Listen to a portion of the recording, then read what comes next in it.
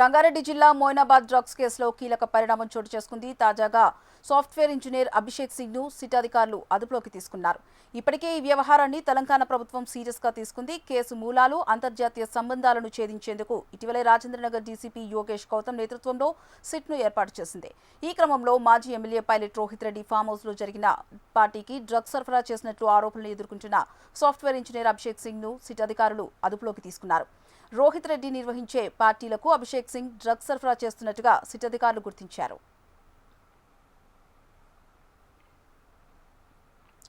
మరోవైపు అభిషేక్ సింగ్ నుంచి రోహిత్ రెడ్డి డ్రైవర్ శరత్ నేరుగా డ్రగ్స్ కొనుగోలు చేస్తున్నట్టు ఆధారాలు ఉన్నట్టు సమాచారం.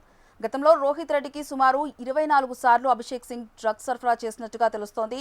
ఈ నేపథ్యంలో అభిషేక్ సింగ్ సెల్ ఫోన్ ను స్వాధీనం చేసుకున్నారు అధికారులు. కాల్ డేటా, మెసేజ్ల ఆధారంగా దర్యాప్తు చేస్తున్నారు. ఇక ఈ డ్రగ్స్ నెట్వర్క్ లో ఇంకా ఎవరెవరు ఉన్నారు, ఎక్కడి నుంచి డ్రగ్స్ వస్తున్నాయి అనే విషయాలను బయటకు తీసే పనిలో పడ్డారు సిట్ అధికారులు. మరోవైపు రోహిత్ రెడ్డి కస్టడీ పిటిషన్ పై సస్పెన్షన్ కొనసాగుతూనే ఉంది.